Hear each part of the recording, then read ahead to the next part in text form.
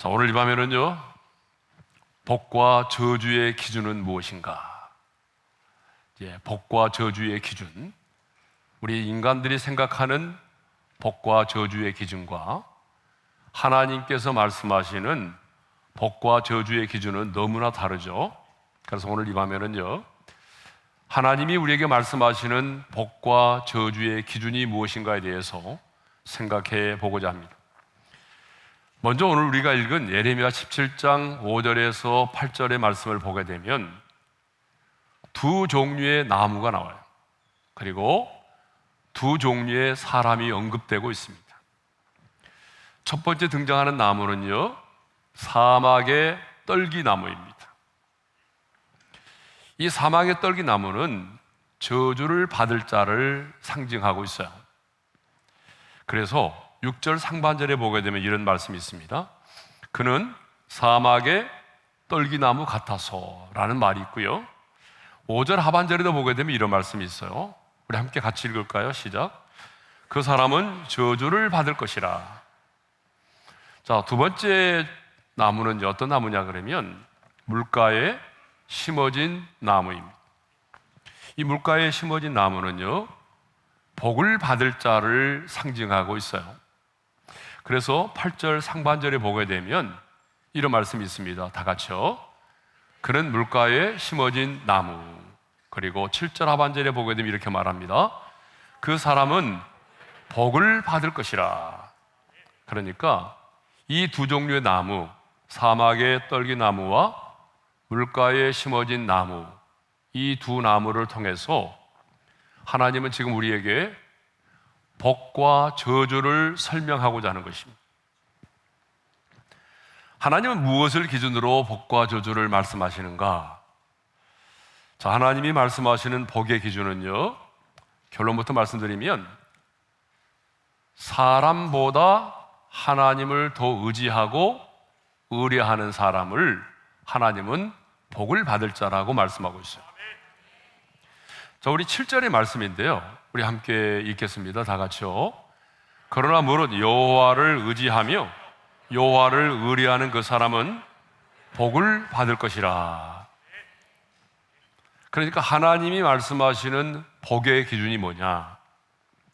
본문에서 보게 되면 하나님을, 사람보다는 하나님을 더 의지하고 의뢰하는 사람을 성경은 복을 받을 자라, 그렇게 말씀하고 있다는 거죠. 자, 그러면 저주의 기준은 뭘까요? 분명히 성경은 저주를 말하고 있거든요. 저주의 기준은 하나님보다는 사람을 믿고 그 힘을 의지하는 사람을 저주를 받을 자라, 그렇게 말씀하고 있어요. 자, 우리 5절 하반절의 말씀을 읽겠습니다. 다 같이요. 무릇 사람을 믿으며 육신으로 그의 힘을 삼고 마음이 여호와에게서 떠난 그 사람은 저주를 받을 것이라. 그러니까 여러분, 이 복과 저주는요, 하나님에 대한 태도에 달려 있다는 것입니다. 하나님에 대한 태도, 내가 누구를 믿고 의지하느냐에 복과 저주가 달려 있다는 거예요. 자, 우리 한국 사람들은 전통적으로 무병장수라고 해서 건강하게 오래 사는 것을 복이라고 생각을 하죠. 돈이 많은 것을 복이라고 말을 해요. 또 출세하면 복을 받은 사람이라고 말하죠. 그러나 우리 하나님께서 말씀하시는 이 복과 저주의 기준은 달라요.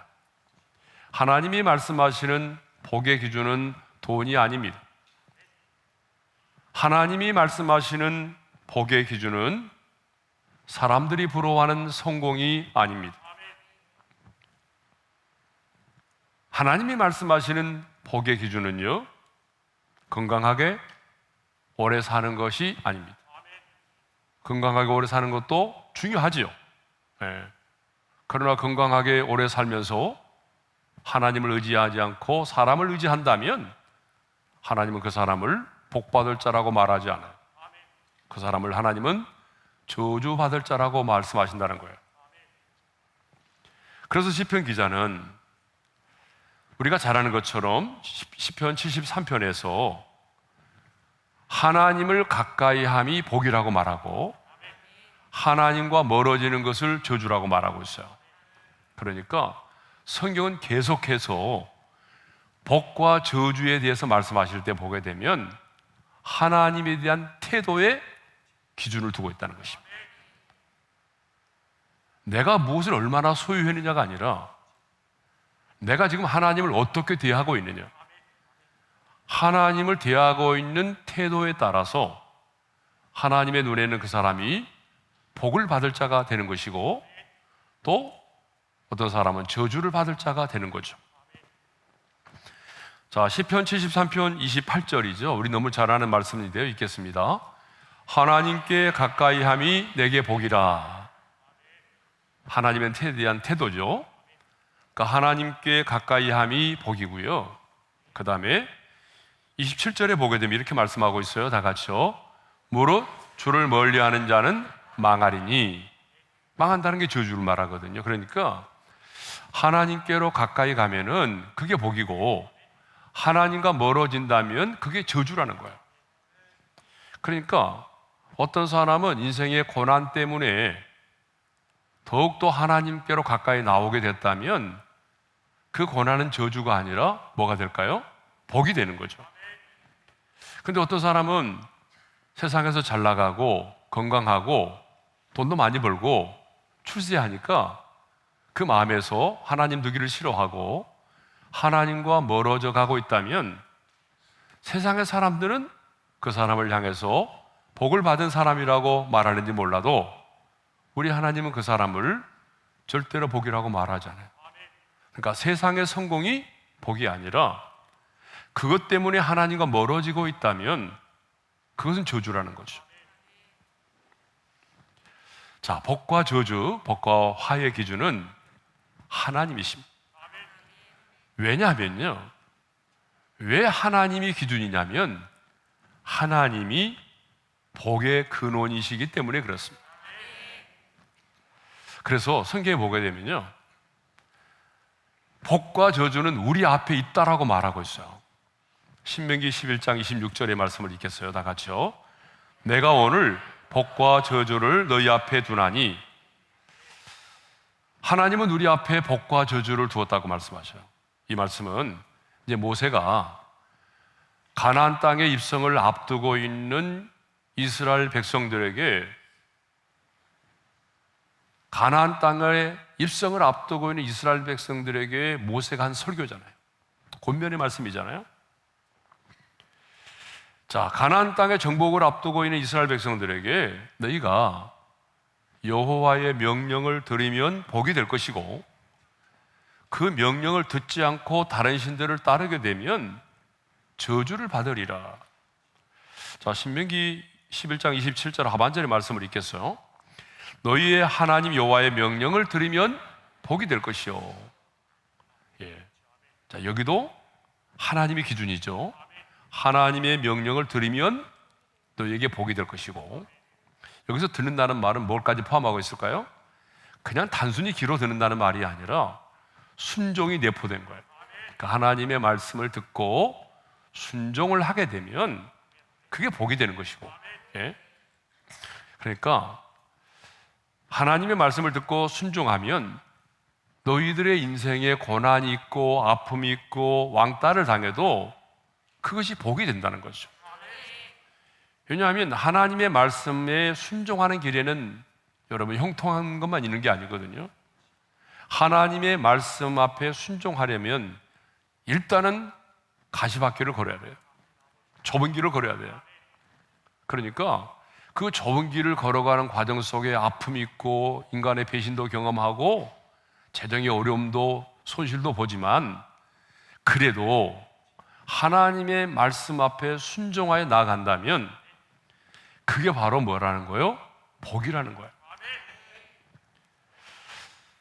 자, 신명기 11장 28절 하반절의 말씀도 있겠어요. 다 같이요.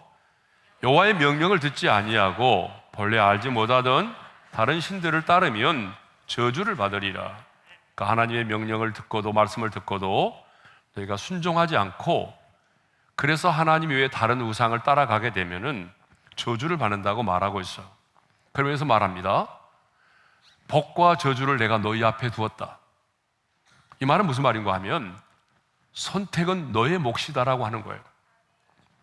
여러분, 저주받을 운명이 있는 게 아니에요.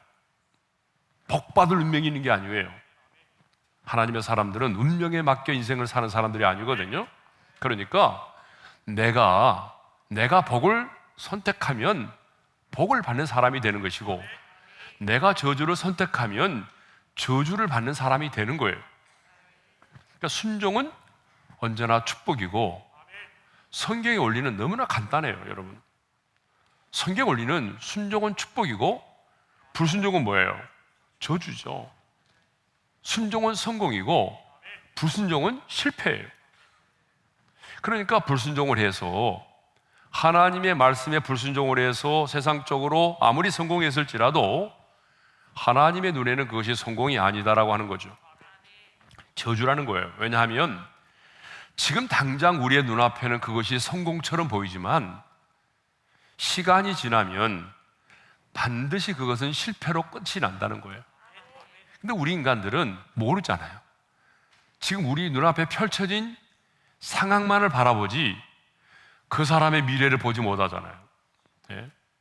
그래서 가끔 이제 우리가 뉴스 보게 되면 복권에 당첨됐던 사람들이 막 환호하고 뉴스 나오잖아요. 그런데 그 복권에 당첨된 사람들의 마지막 결과가 뭐예요? 다 비참하잖아요. 그 복권에 당첨되었을 때는 막 뉴스에 나오고, 야, 정말 복 받은 것처럼 보이지만 나중에 그 복권 때문에 당첨된 그 돈 때문에 가장 먼저 뭐예요? 아내하고 이혼하고 차 바꾸고. 그런데 나중에는 뭐예요? 자기 몸도 병들고, 나중에는 진짜 폐가 망신한다. 그런 사람이 얼마나 많아요. 그러니까 우리 인생은 멀리 봐야 돼요. 지금의 상황만 보게 되면 그 사람이 꼭 성공한 사람처럼 보이지만 여러분, 그렇지가 않아요. 잘 살펴보세요.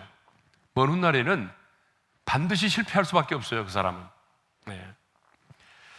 자, 오늘 본문의 이제 말씀은 이렇게 시작이 됩니다. 5절 상반절에 보니까 이렇게 시작하죠. 다 같이요. 여호와께서 이와 같이 말씀하시니라. 이 말씀은 전적으로 하나님께서 하시는 말씀이다라고 하는 것을 강조하고 있어요. 하나님께서 지금 예레미야라고 하는 선지자의 입술을 통해서 주시는 말씀이지만 하나님이 주시는 말씀으로 들으라고 하는 거예요. 여기서 중요한 것은요, 오늘날도 마찬가지잖아요. 강단에서 하나님의 말씀이 선포될 때에 하나님이 세우신 주의 종의 입술을 통하여 하나님의 말씀이 선포될 때 전제 조건이 하나 있어요. 하나님의 말씀을 근거로 하여 그 말씀을 선포한다면 사람의 말이 아닌 하나님이 내게 주시는 하나님의 음성으로 받아야 된다는 거죠. 이건 너무 중요해요. 비록 인간의 입술을 통하여 선포되지만 적어도 하나님의 기록된 하나님의 말씀을 근거로 해서 그 말씀이 해석되어지고 그 말씀이 선포되어진다면 우리는 그 말씀을 사람의 말이 아닌 하나님이 내게 주시는 하나님의 음성으로 받아야 됩니다. 이 말씀을 대하는 태도가 굉장히 중요해요. 사도 바울은 데살로니가 교회 성도들에게 편지하면서 자신이 데살로니가 교회 성도들로 인하여 하나님께 끊임없이 감사를 드리고 있다. 내가 데살로니가 교회 성도들을 위하여 끊임없이 감사하는 이유를 말했는데요, 바울이 데살로니가 교회 성도들을 생각하면서 끊임없이 감사했던 이유가 뭔지 알아요? 바로 이것 때문이에요. 데살로니가전서 2장 13절의 말씀을 읽겠습니다. 다 같이요. 이러므로 우리가 하나님께 끊임없이 감사함은 너희가 우리에게 들은 바로 하나님의 말씀을 받을 때에 사람의 말로 받지 아니하고 하나님의 말씀으로 받음이니 진실로 그러하도다. 이 말씀이 또한 너희 믿는 자 가운데서 역사하느니라. 여러분, 사도 바울이 무엇을 감사했어요? 사람의 말이 아닌 자신이 복음을 전할 때 그 사람들, 성도들이 사람의 말이 아닌 하나님의 말씀으로 받음을 인해서 감사를 했습니다. 여러분, 정말 그렇습니다. 여러분, 하나님의 말씀을 수종드는 주의 종의 입장에서 보게 되면 성도들이 이 강단에서 선포되는 말씀을 한 인간의 말이 아니라 하나님께서 지금 세우신 주의 종을 통해서 내게 말씀하신다, 이렇게 말씀을 받고 있는 성도들이 있다면 진짜 목회자는 정말 감사할 수밖에 없어요. 네. 그러면 왜 이 사실이 중요할까요? 강단에서 선포되는 복음, 그 하나님의 말씀을 사람의 말이 아닌 하나님의 말씀으로 받는다는 게 왜 이렇게 중요할까요? 그것은 그 말씀이 믿는 자 가운데서 역사하기 때문입니다. 자, 데살로니가서 2장 13절에 그랬잖아요. 하나님의 말씀을 받을 때에 사람의 발로 받지 아니하고 하나님의 말씀으로 받음이니 진실로 그러하다. 이 말씀이 또한 너희 믿는 자 가운데서 역사하느니라.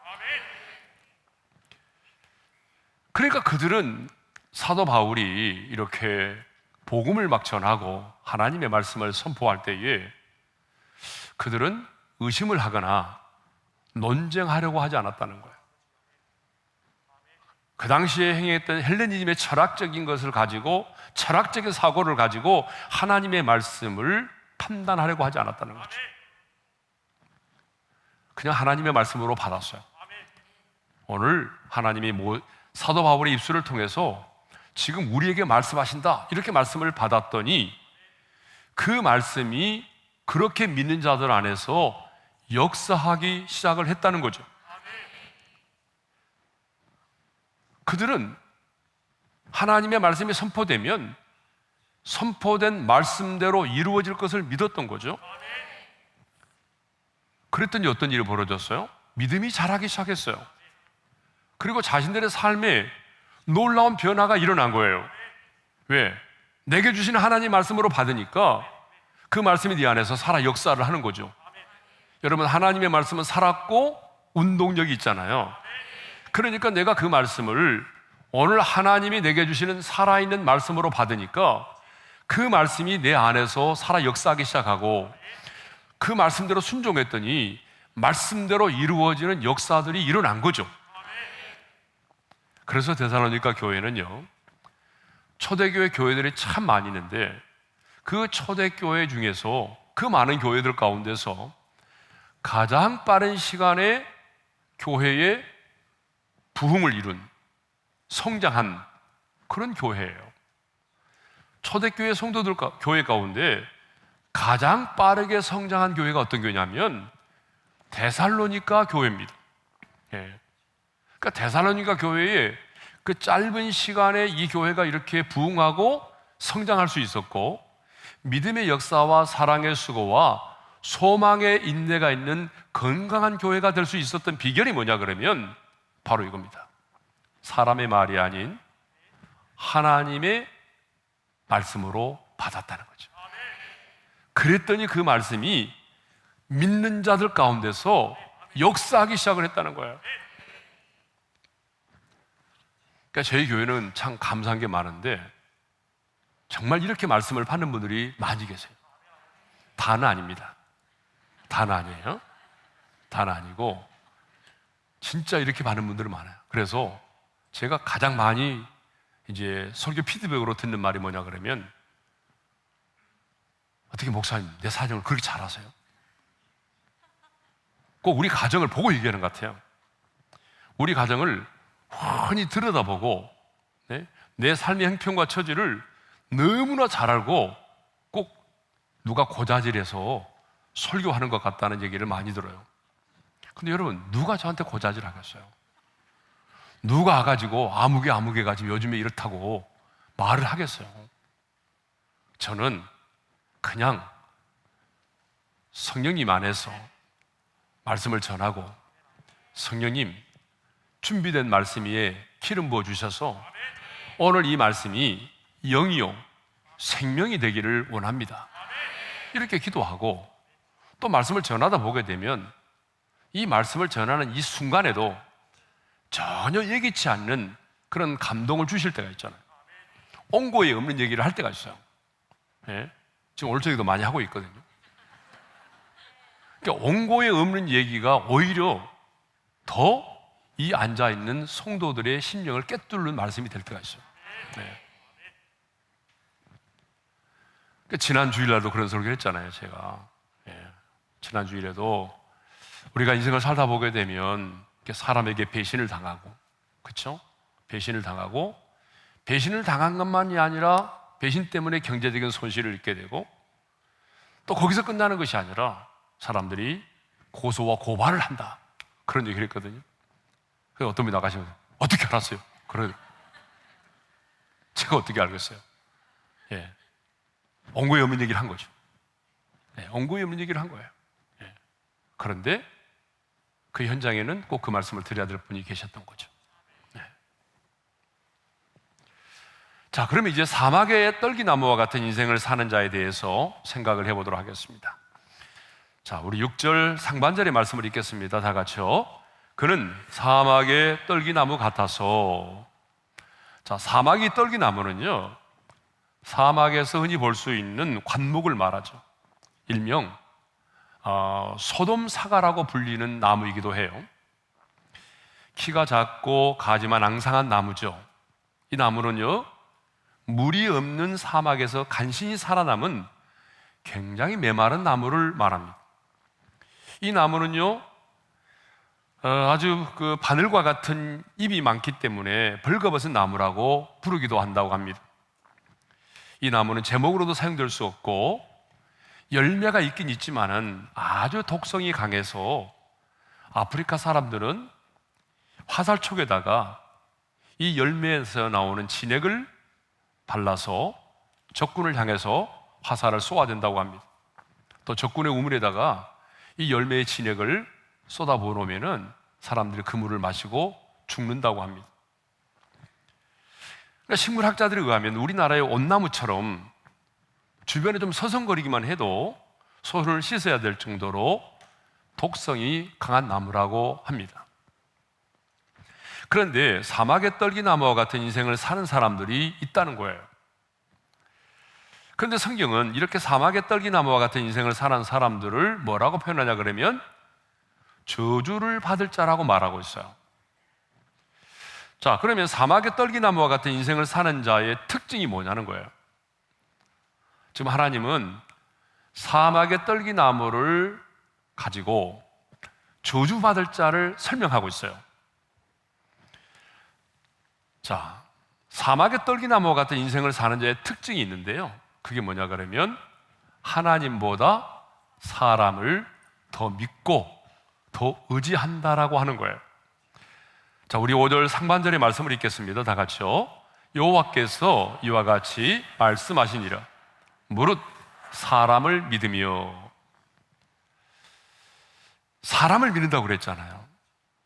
그러니까 사람을 믿는다고 하는 말이 무슨 말이냐면 하나님보다는 사람을 더 의지한다는 말이에요. 그래서 표준 세번역에서는 어떻게 번역을 했는가 하면은 오히려 사람을 의지하고 이렇게 말했고, 우리말 성경에도 보니까 사람을 의지하고, 그러니까 우리가 가지고 있는 성경에서는 지금 믿는다라고 말했죠. 그런데 두 성경에서는 의지하고 라고 말하고 있어요. 그러니까 무릇 사람을 믿는다 그 말은 하나님보다는 사람을 더 의지한다, 그런 얘기죠. 그러면 사람을 믿고 의지하는 게 뭘까요? 사람을 믿고 의지한다? 자, 우리 5절 하반절에 보니까 이런 말씀이 있어요. 다 같이요. 육신으로 그의 힘을 삼고. 여러분, 사람을 믿고 의지한다는 것은요, 육신으로 그의 힘을 삼는 거예요. 자, 여기서 육신은 말 그대로 플래시, 우리의 몸을 말하죠. 그러므로 육신으로 그의 힘을 삼는다라고 하는 것은 하나님보다는 어떤 사람이 가지고 있는 권력, 그 사람이 가지고 있는 돈, 이런 것들을 더 의지하고 하나님을 피난처로 삼는 것이 아니라 도울 힘이 없는 연약한 인생을, 그것을 더 피난처로 삼는다는 거예요. 그러면 왜 하나님을 의지하지 않고 사람을 더 의지할까요? 하나님의 형상대로 지음받은 피조물은 본능적으로 절대자인 하나님을 의존하게 되어 있는데, 왜 피조물인 우리 인간들이 하나님을 의지하기보다는 눈에 보이는 인간을 더 의지하게 될까요? 그 이유가 있어요. 이 본문을 묵상하다 보니까 그냥 답이 다 있더라고요. 그 뭐냐 그러면 그 마음이 여호와에게서 떠났기 때문이에요. 자, 5절의 말씀을 읽겠습니다. 다 같이요. 무릇 사람을 믿으며 육신으로 그의 힘을 삼고 마음이 여호와에게서 떠난 그 사람은 저주를 받을 것이라 그랬잖아요.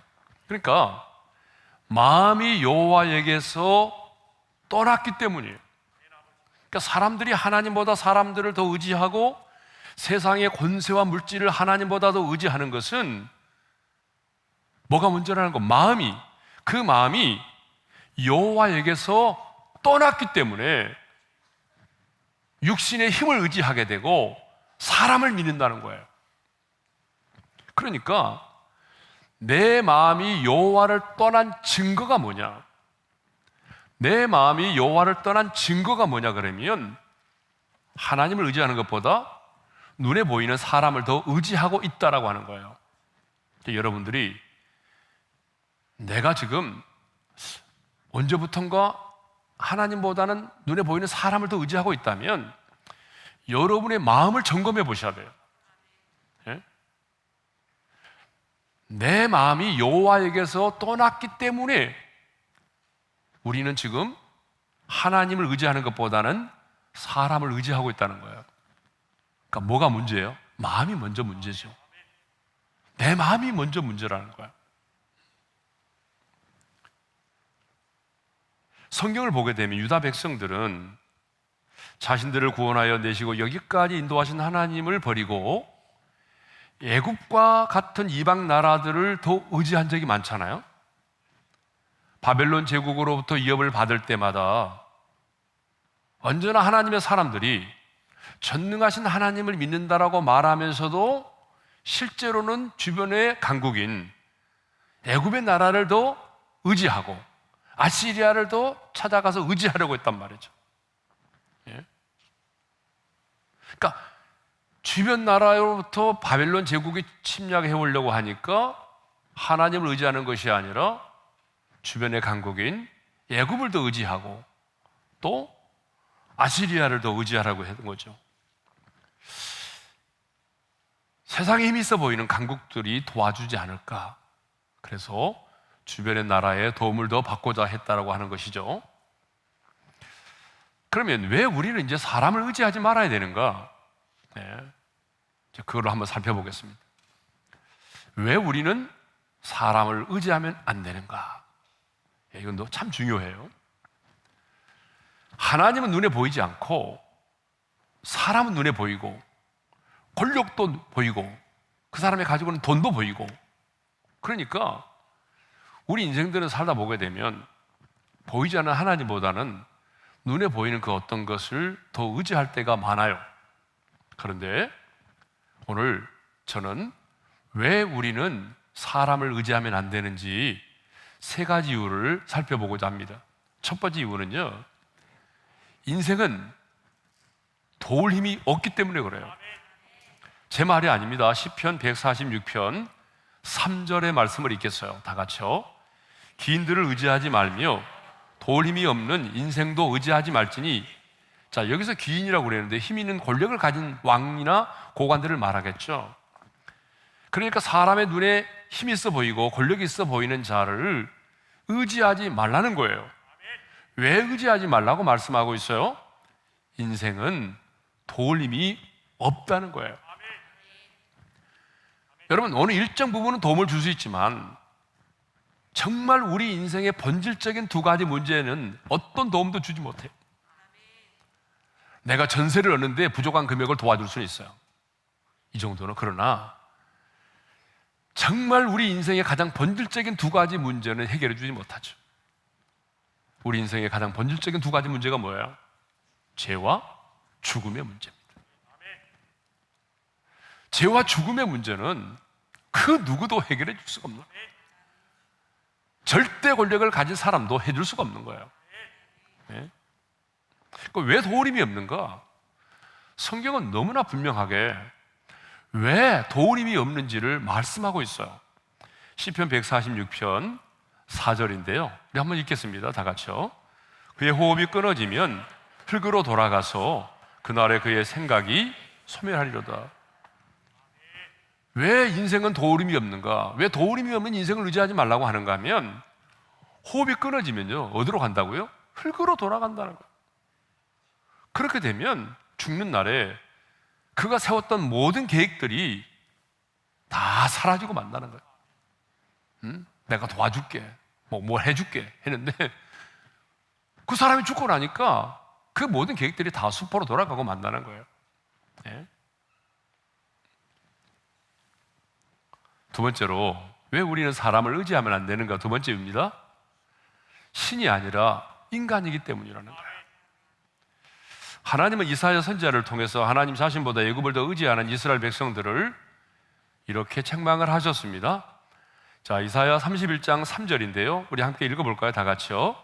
애굽은 사람이요 신이 아니며 그들의 말들은 육체요 영이 아니라. 애굽 사람들은 사람이요 신이 아니라는 거예요. 왜냐하면 지금 유대 왕과 유대 사람들은 바빌론이 침략하려고 하니까 끄떡하면 애굽에다가 SOS를 쳤단 말이에요. 우리 좀 도와달라고. 예? 애굽에다가 자꾸 손을 내밀었어요. 도와달라고. 그런데 하나님 말씀하십니다. 야, 애굽 사람은, 애굽의 왕과 사람들은 말이야, 신이 아니야. 인간이란 말이야. 인간. 너희들과 똑같은 인간이야. 그리고 그의 말, 여기서 말은 사람 입에서 나오는 말이 아니고 타는, 예? 전쟁에 사용되는 군말을 말하는 거죠. 당시 이집트의 말은요, 세계 최고의 말이었다는 거잖아요. 당시 애굽은 이 말을 전차의 응용 기술이, 전차를 이제 응용을 해가지고 전투력을 배가시켰는데요, 세계 최고였다고 그러죠. 그러니까 애굽의 병거. 이건 대단한 거. 성경에 많이 나오잖아요. 애굽의 병거. 예? 그래서 각 나라들은 돈이 된다면 가장 먼저 애굽에서 병거를 수입하고 말들을 수입을 했다는 거예요. 그럼 애굽의 그 당시의 말들은 가격이 얼마나 되었을까? 최고의 가격의 거래가 되는데요. 여러분, 열왕기상 10장 29절에 보게 되면 이런 말이 있거든요. 자, 우리 한번 읽겠습니다. 시작. 애굽에서 들여온 병거는 한 대에 은 600세겔이요 말은 한 필에 150세겔이라. 이거 얼마나 될 것 같아요? 병거 한 대 값이, 말 한 필이 얼마나 될 것 같아요? 제가 오늘 이거 계산을 좀 해봤잖아요. 네. 자, 은 한 세겔은요, 당시 노동자, 일반 노동자의 4일 품삯이에요. 그러니까 이거를 내가 하루 임금을 5만 원으로 할까 10만 원으로 할까 고민을 했는데 그냥 저는 10만 원으로 했어요. 그러니까 10만 원으로 계산하니까 은 1세기에는 40만 원이 되는 거잖아요. 그죠? 그러면 40만 곱하기 600세계를 하면 얼마 나오냐면 2억 4천만 원이 나와요. 그러니까 그 당시에 이 병거 한 대가 지금 돈으로 계산하게 되면 2억 4천만 원이고요. 말 한 필은 20만 원 곱하기 150세계를 하면 되니까 이거는 6천만 원이 나오는 거예요. 그러니까 말 한 대에 여러분 6천만 원. 적은 돈이 아니죠. 예? 그런데 이런 이집트의 말들도 육체만 가지고 있지 영이 아니라는 거예요. 그러니까 그 이집트에 싸움에 능한 그런 군마들을 의지하지 말라는 거예요. 그 말은 무슨 말이냐면 애굽의 군사력을 의지하지 말라는 거예요. 예. 자, 세 번째로 왜 사람을 의지하지 말아야 되느냐? 이거 너무 중요합니다.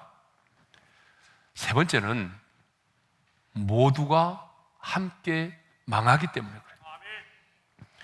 제 말이 아니에요. 이사야 31장 3절 하반절의 말씀을 읽겠어요. 다 같이요. 여호와께서 그의 손을 펴시면 돕는 자도 넘어지며 도움을 받는 자도 엎드려져서 다 함께 멸망하리라. 따라서 합시다. 다 함께 멸망하리라. 예. 그러니까 너희들이 바벨론이 침략한다고 그래서 자꾸 애굽 사람들에게 가서 도와달라고 하는데, 만일에 애굽 사람들이 너희를 도와서 싸운다고 한다면 도움을 준 애굽도 망하게 될 것이고 도움을 청한 너희도 망한다는 거예요. 둘 다 망하게 된다는 거예요. 그러니까 사람을 의지하면 안 되는 게 뭐냐 그러면 두 사람 다 망한다는 거예요. 두 사람 다. 하나님을 의지해야 될 사람들이 하나님을 의지하지 않고 내가 사람을 더 의지하게 되면은 결국은 뭐예요? 그 사람도 망하고 나도 망한다는 거예요. 예? 그러니까 사람을 의지하지 말라는 거잖아요. 근데 여러분, 이제 현실적으로 이제 사람은 하나님이 우리를 지으실 때에 누군가를 의지하며 살 수밖에 없는 의존적인 존재로 지었거든요. 그래서 우리 인간은 사회적 동물이라고 말하잖아요.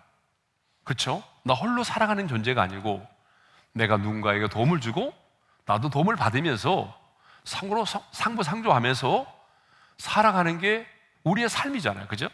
네. 그러니까 우리 인간은 태어나서 생활하면서 사람을 의지하든지 하나님을 의지하든지 누군가를 의지하면서 살아갈 수밖에 없어요. 인간은 태어나면서 죽을 때까지 누군가를 의지하면서 살아가는 존재죠. 여러분, 어린아이가 부모를 의지하지 않고 살 수 있나요? 부모의 도움을 받지 않으면 어린아이는 죽어요.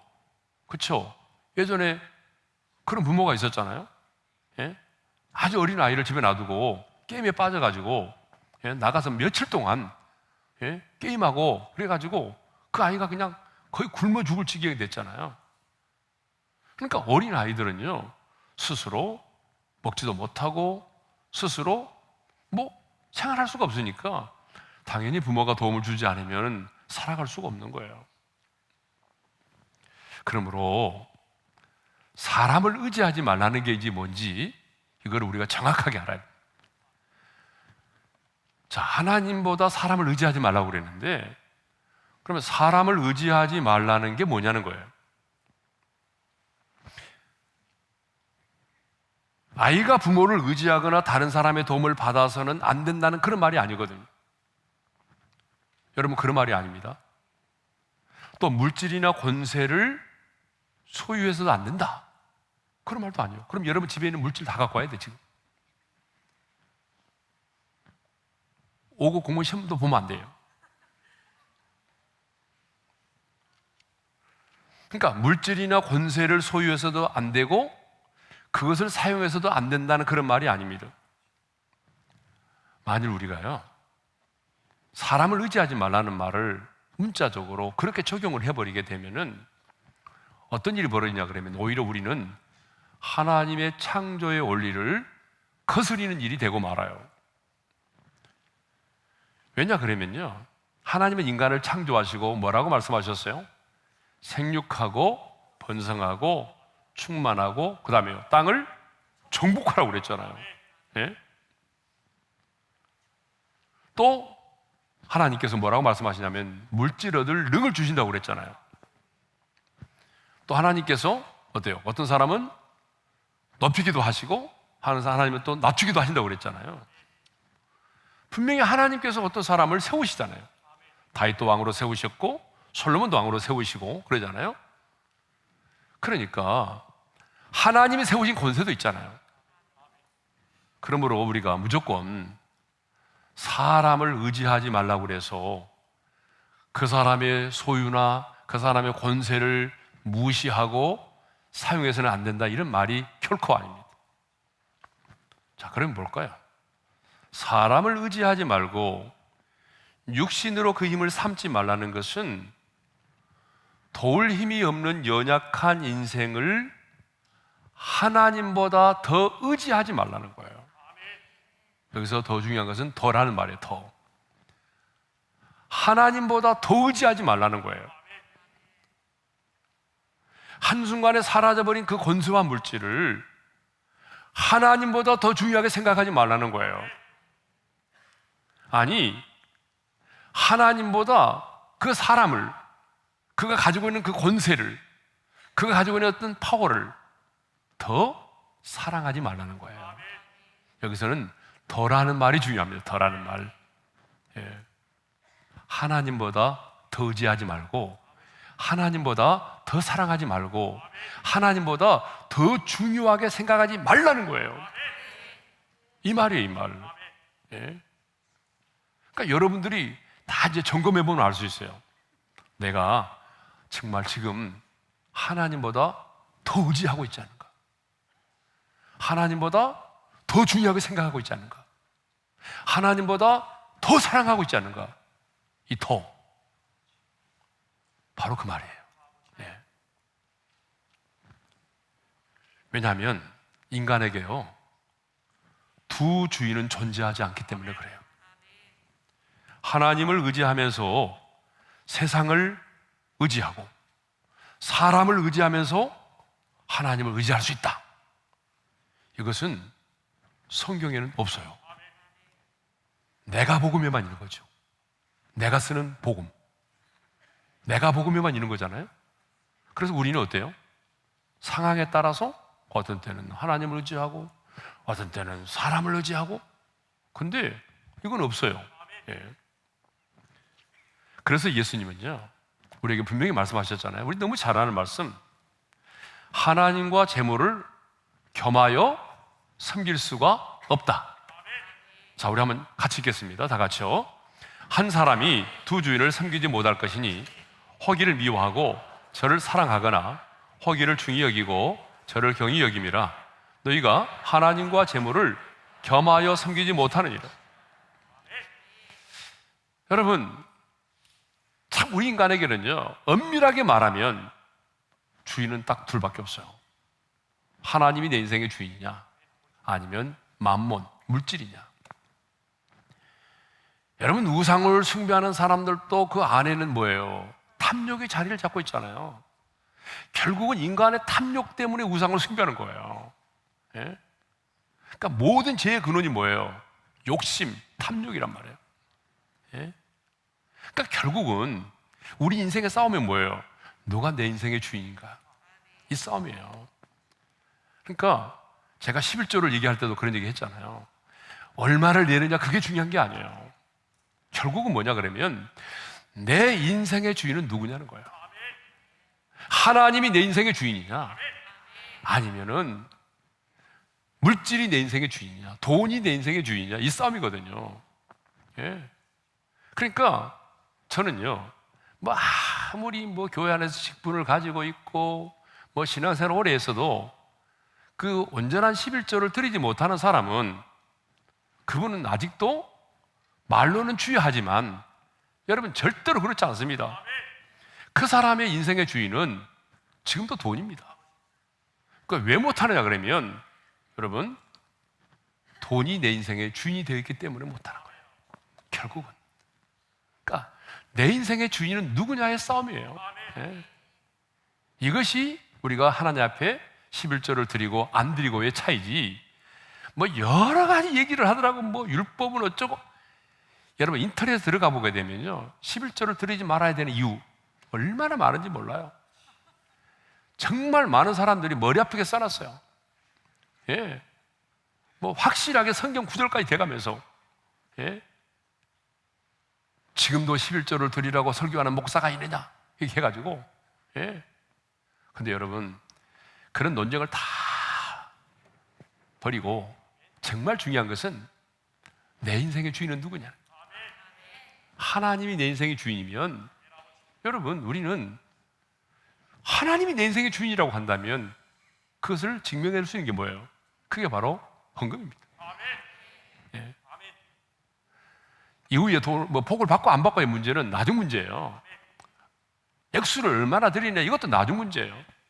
본질이 아닙니다, 여러분. 본질이 뭐냐 그러면 내 인생의 주인은 누구냐? 이것의 싸움이에요. 예.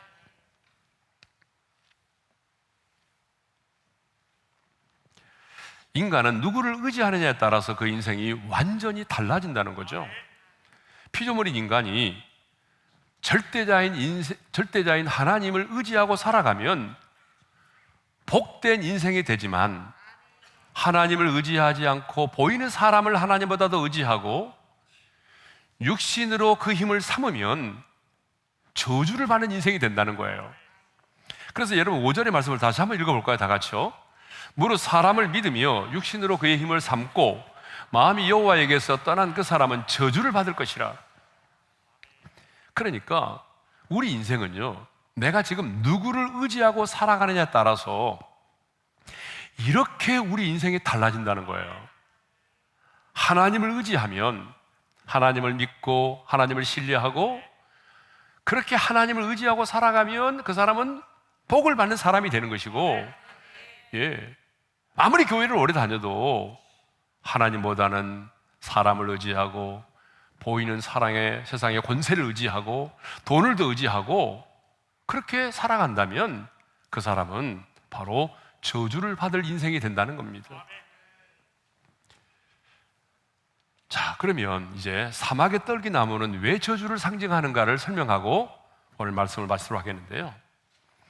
왜 사막의 떨기나무는 왜 저주를 상징하는가? 첫째로, 좋은 일이 오는 것을 보지 못한다고 말하고 있어요. 자, 우리 6절 상반절의 말씀인데요. 한번 읽어볼까요? 다 같이요.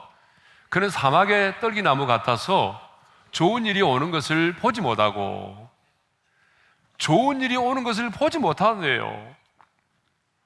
하나님을 의지하지 않고 사람을 의지하는 자는 사막의 떨기나무와 같은데, 그 사막의 떨기나무는 좋은 일이 오는 것을 보지를 못한대요.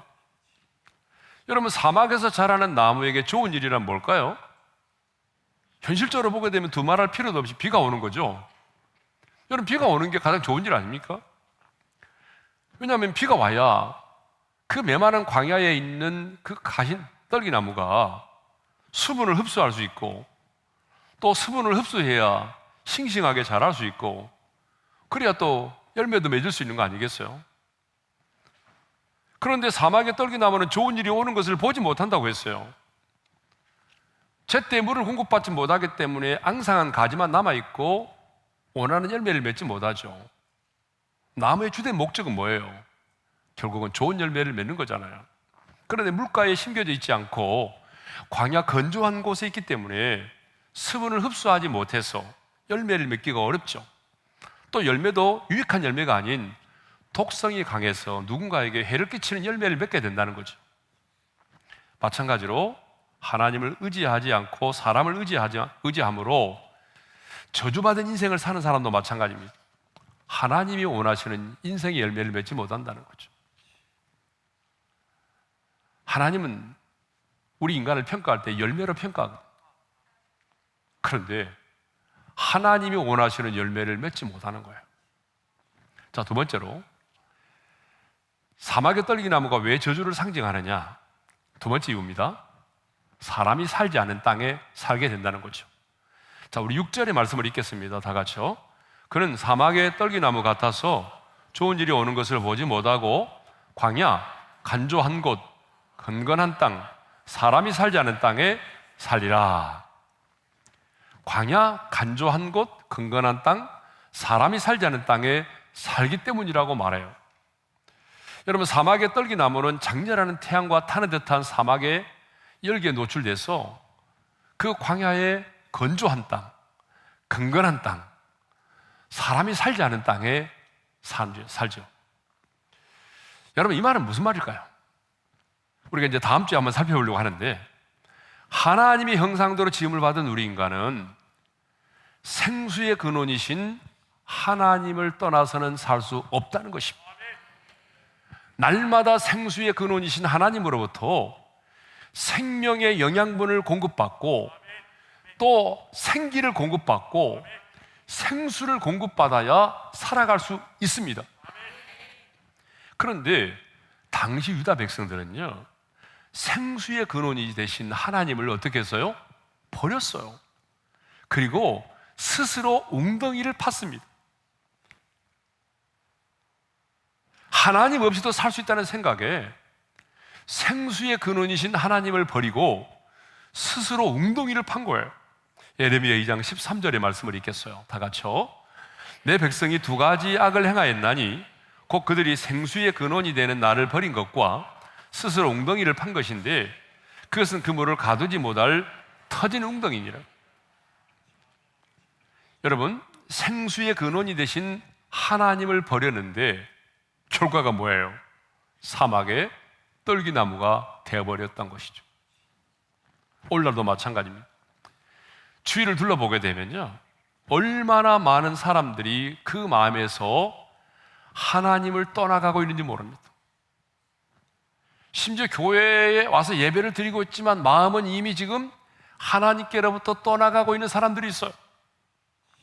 그래서 이제 마음이 여호와께로부터 떠나가니까 당연히 세상 속에서는 하나님을 의지하기보다는 사람을 더 의지하며 살아가죠. 그래서 생수의 근원이신 하나님께로부터 멀어져 가고 있습니다. 아니, 생수의 근원이신 하나님을 버리고 스스로 웅덩이를 팠다는 거예요. 무슨 말이냐면 이 떨기나무가 나는 생수가 없어서 살 수 있어요 하면서 생수의 근원이신 하나님을 버리고 스스로 웅덩이를 팠다는 거예요. 내 힘으로 살아갈 수 있는 것처럼 생각했다는 거죠. 웅덩이를 파면 나는 살 수 있어요. 웅덩이를 파면 물이 나올 거예요.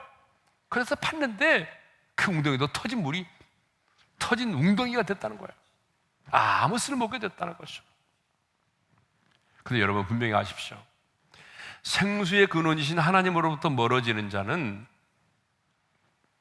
그 순간부터 내 마음이 광야처럼 메마르고 건조하고 생명이 살 수 없는 그런 땅으로 내 마음이 강팍한 마음으로 변해간다는 것입니다.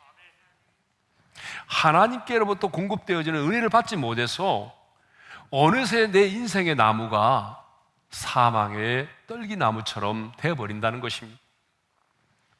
다음 시간에 살펴보겠지만 하나님을 의지하는 자는 물가에 심어진 나무와 같습니다. 여러분, 물가에 심어진 나무는 매일 하나님께서 공급해 주시는 생명의 영양분을 공급받고 하나님이 주시는 은혜로 살아갑니다. 하나님께서 주시는 힘과 능력으로 살아갑니다. 그래서 하나님이 원하시는 열매도 맺고 더위도 이겨내고 근심 걱정도 물리치고 그렇게 살아가는 거죠. 이런 결과 때문에 하나님은 인간이 하나님보다 사람을 의지하고 육신의 힘을 의지하면 그걸 저주라고 말씀하는 거. 왜냐하면 하나님으로부터 공급되어지는 은혜를 받지 못하게 되면 사막의 떨기나무가 되어버리기 때문입니다. 그러니까 생수의 근원이 되신 하나님을 버리고 내 스스로 살아갈 수 있는 것처럼 착각하고 살아가게 되면 결국은 뭐가 되는 거예요? 내 자신이 사막의 떨기나무처럼 되어버리고 내 마음의 밭도 광야에 메마른 땅, 건조하고 간간한 땅, 사람이 살 수 없는 그런 땅으로 황무케 되어버린다는 것입니다. 그래서 성경은 사람을 하나님보다 더 의지하는 자는 저주를 받을 자라고 말하고 하나님을 의지하며 사는 자를 복을 받을 자라고 말하고 있는 것입니다. 오늘 주신 말씀처럼 우리 모두는 저주를 받을 자가 아닌 복을 받을 자로 살기를 원합니다. 하나님의 은혜가 아니면 살아갈 수 없음을 날마다 고백하고, 하나님께로부터 주어지는 그 생수와 생명의 영양분을 공급받고 하나님의 은혜 안에 거하는 그런 사람이 될 수 있기를 바랍니다.